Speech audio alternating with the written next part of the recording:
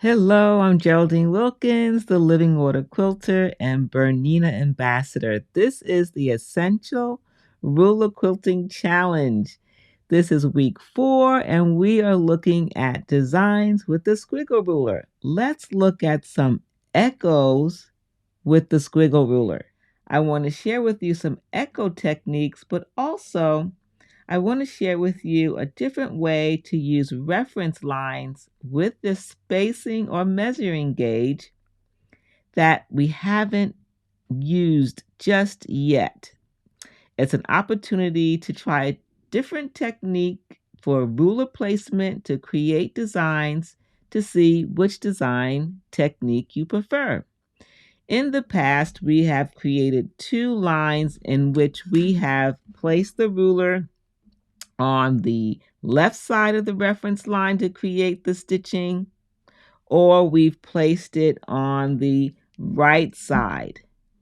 What if the reference line was only one line to stitch both sides? We put the reference line in the middle.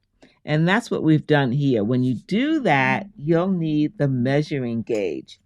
So to create this design, this is the first step. Before we echo, we need this design. How do we stitch it? We stitch it by using a reference line in the middle instead of a reference line on the left or the right side. And then we take the peaks, because we know we want the peak of this to land on the reference line. So I'm going to put the ruler peaks right on the reference line. Now, if I were to stitch that, it would go beyond the reference line, correct? Because we have that 1/4 inch distance. So what I need to do is pull back the ruler until I get that 1/4 inch distance. And that's when I take my measuring gauge or spacing gauge and use the 1/4 inch arm, and I rest it against the ruler and make sure 2 things. One, when I rest it against the ruler, this other side should line up with the reference line. If it goes beyond, that means the stitching will go beyond the reference line. If there's a gap, that means it's going to stitch before the reference line. So you want to make sure that you touch the ruler with one end and the other end is touching the reference line. So I'm going to line that up, and then all I have to do is come in here and check. And you're going to see this in the quilting demo. So I'm checking it, adjusting it as I check. I want to make sure for each peak, when I stitch, I'm going to land on the reference line. Now I'm ready to stitch. It's all lined up. That's another way to stitch using one reference line. Once I do one side, then I turn the ruler to the other side, and I do exactly the same thing. I bring the peaks exactly where I want them to be positioned, then I pull back for that 1/4 inch distance. I check with the spacing gauge to make sure it's exactly a 1/4 inch, so that when I stitch, I will land on the reference line. Once that's correct, I'm ready to stitch. How do we do echoes? Echoes are actually very easy. You use the ruler to help you with that. So we've stitched this first line, this interior design.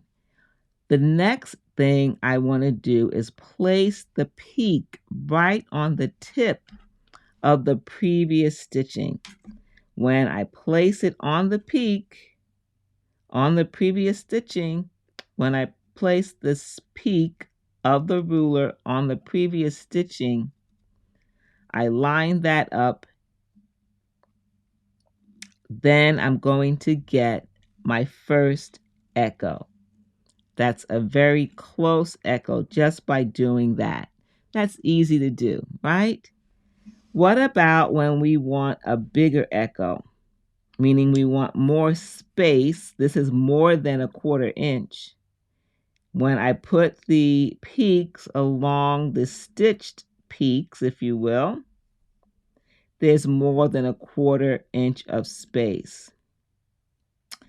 So I'm going to use the lines on the ruler. We have a couple of lines on the ruler that we can position to help make a bigger echo.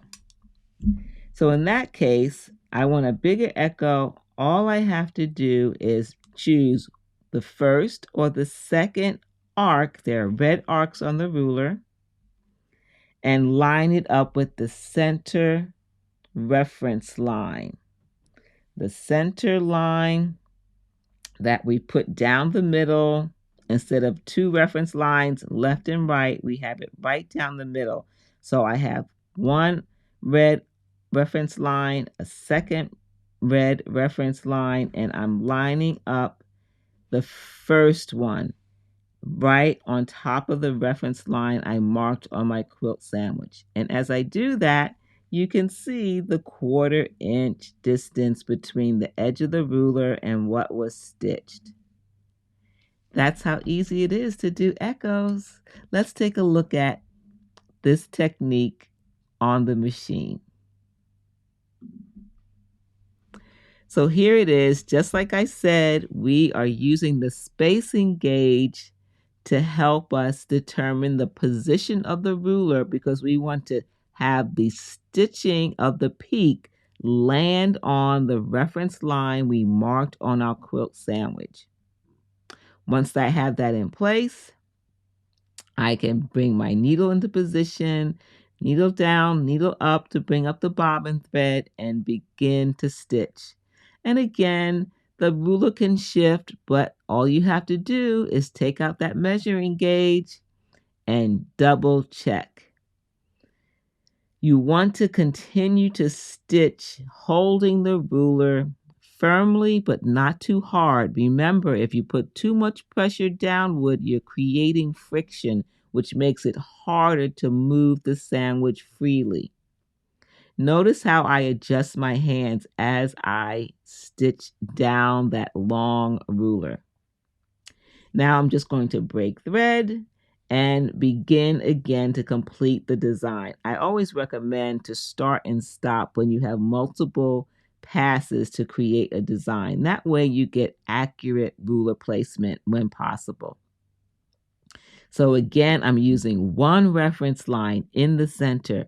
I'm putting the peaks, the ones that were stitched, and the peaks on the ruler right next to each other. Then I use the spacing gauge to make sure I have that 1/4 inch so that when I stitch, the stitched peaks will land on the reference line. Now, of course, you can stitch this on the right or on the left. You just rotate the quilt sandwich, whichever way you prefer to stitch. For this particular design, I recommend you stitch in a vertical fashion. It may be more challenging to stitch it in a horizontal fashion, especially on a smaller home machine when you don't have a lot of space. Another way to stitch a ruler that's long on a home machine so that you have more room is to stitch on a diagonal direction. So either you're stitching vertically or on the diagonal. If you stitch in the diagonal, you have more room, and you have more room when you stitch vertically. Okay, let's look at echo quilting. Like I shared earlier, you want to place the ruler using the center reference line and also using the edge of the ruler to help us with the echoes. We can place the horizontal line on the horizontal reference line at the top to make sure the placement is correct. We always like to have multiple ways to check the ruler placement. That's one. The second is that we're going to put the peak and the valley right next to the peak and the valley of the ruler, right next to what you've already stitched. If you do that, you'll get a 1/4 inch distance from the previous stitching. And that's what you see there on the right, 1/4 inch distance by doing that technique. When we want something bigger, we want to use, again, the center reference line, but now instead of the edge of the ruler, the peak and the valley, we want to use a reference line on the ruler to give us a bigger distance for our echo. And there are 2 curved reference lines on the valley section of the ruler. They're red, and they are there to help us reposition the ruler for a different look. So you can see them now. See the 2 red reference lines? We're going to use the second reference line and line it up with the center marked reference line on our quilt sandwich. And again, we want to start by positioning the rulers with the peak of the ruler next to the peak of the stitching. Then we shift the ruler so that the second reference line is on top of the reference line we've marked on our sandwich, which I just did. That then gives us a bigger area, or a larger echo, I should say, a larger echo. Once that's lined up, you're ready to stitch. And again, the echo distance is your choice. You can make it small, you can make it big. It's really up to you what look you want. I like that option, and the sample that I stitched on a larger piece of fabric, it's a 1/2 of a fat 1/4, and I stitched it on the diagonal. So sometimes we can take a design, give it some echo, change the distance between each column of stitching, then put it on a diagonal to get another interesting pattern.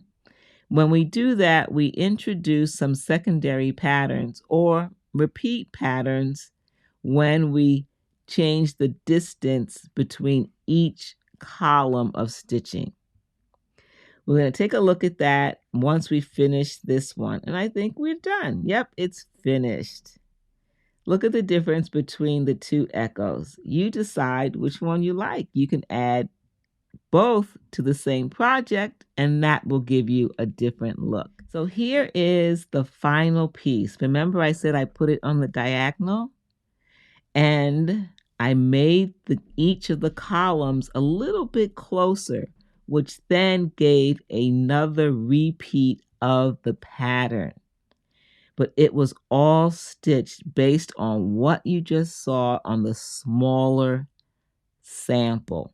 That's why you want to do independent designs, learn the technique, learn the pattern, then repeat the pattern over the surface of a larger area to see how it looks. It gives it a very different look when you have the pattern multiplied over a larger space. Congratulations! You have finished the Essential Ruler Quilting Challenge by completing week 4. Week 4 with the Squiggle ruler had some really fun edge-to-edge designs. Are you already thinking about the quilt projects you want to stitch with these designs?